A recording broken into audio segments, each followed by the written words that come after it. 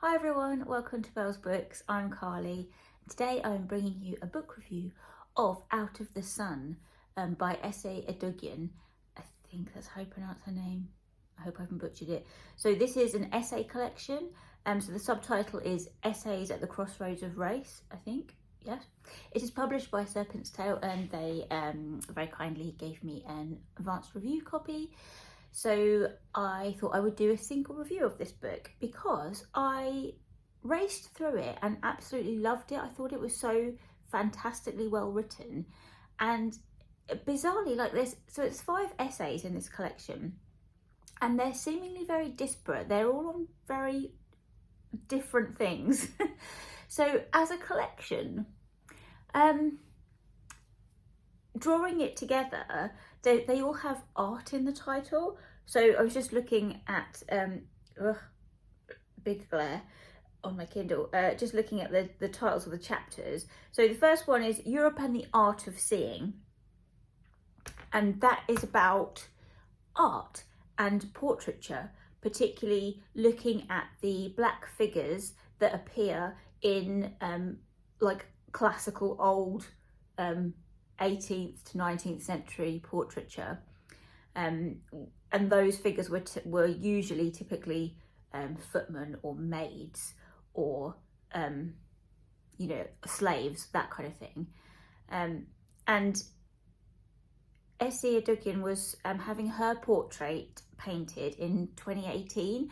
So she's reflecting on the process of portrait making and sitting for a portrait and the value that's imbued in that piece of art through the eyes of the painter. So the judgments that are made that are then woven into the texture of that painting. I thought that was a really fascinating look at something I'd never really considered before. So she talks about those figures that we know nothing about that are in those paintings, classical paintings, and then she references a new artist that's a contemporary artist whose name immediately escapes me, who is working with portraiture style paintings but centralizing black figures, and I'd never heard of that person, so I looked them up. The one thing that I want to get my hands on a physical copy of this book because I read it on Kindle as it was an advanced review copy, so I didn't see any of the pictures, and I'm desperate to see the pictures in this book.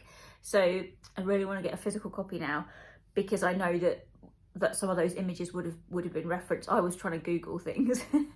So I thought that chapter was really interesting, as was the second one. Was my favourite. The second one was called Canada and the Art of Ghosts. Now, you know I love a ghost story.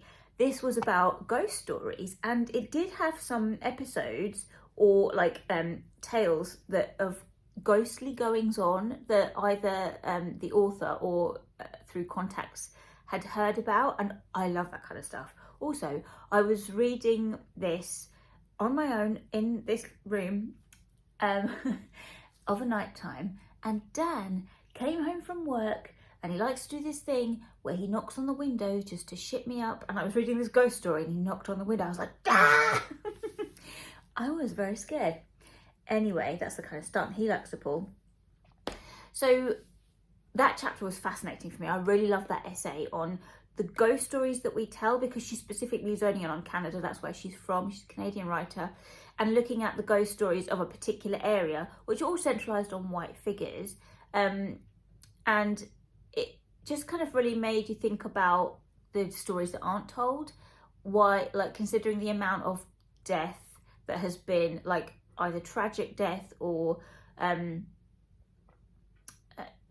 difficult deaths, or those kind of murders that would technically result in a ghost story if it were a white figure, but because they're black figures or indigenous figures, they haven't had stories told about them. I thought that was a really interesting angle to take on it. So that was fascinating. I loved that bit. And the other chapters, oh yes, I mean, they were all great. I loved all of these essays and they were so different. So the third essay was America and the Art of Empathy, which also blew my mind because it was about transracialism, as in white people that have pretended to be black and posed and lived as a black person. Now, I didn't know really this was a thing until Rachel Dolezal was in the news a while back. So she does talk about her, but also various figures from the past that have done something similar. And I really thought her approach was fantastic, because it was so kind of looking at the nuance and looking at it critically about what these figures were doing, and that they were using their position as or there were a couple of figures that were like from their power of privilege. That's my dinner timer, bear with. I'm back. I just had to turn the oven off. My dinner is ready. So there were a couple of figures from the past that did use their position as a white privileged person to speak out against racism, but also then rather bizarrely tried to live as a black person I think it was for like investigative journalism kind of thing. And I found that really interesting, because it was, again, nothing I'd heard of before. And I just, thought I learned so much from that chapter. I thought it was fantastic. She just approached it with a lot of nuance, which I thought was very good. And the other essays were Africa and the Art of the Future. So she's talking about Afrofuturism, which is something I've only recently come across, like in particularly academic circles, because it's like, well, generally a concept to do with literature and science fiction, where it's like an intersection of African culture and history and technology. So she talks about things like Black Panther, I adore that film, and Get Out, which is scary as hell. So popular culture references and District 9 and that kind of stuff, and what it means for a people to project a future when their past has been erased. And I thought that was a really great kind of insight into that concept of Afrofuturism. I really love that. And the last one was Asia and the Art of Storytelling, and this is kind of all of this is part memoir. So she's referencing episodes in her own life throughout the whole thing.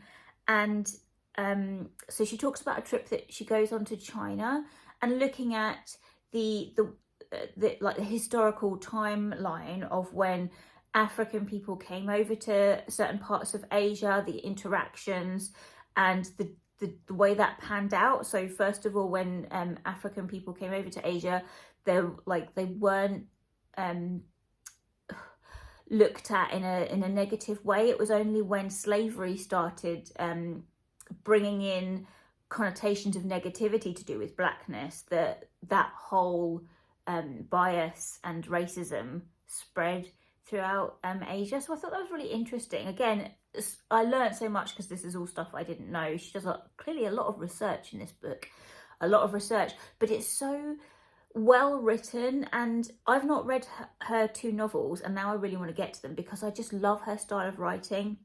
I thought it was so easy to read. I tore through this book really quickly, and I love the way that she weaves her own personal narrative, her own reflections into these topics, and I just thought it was so well done. I would highly recommend. So that's why I wanted to do an individual review of it. So just a quick one, but it is published today. I am filming on the 3rd of February. It's published today by Serpent's Tale. So do please go and check it out. I'm going to go and get myself a physical copy because I really want to see those pictures. That's all from me now. I'm going to go get my dinner and sort out the dying fire there. I will see you all for my next video, which will probably be my January wrap up. Bye!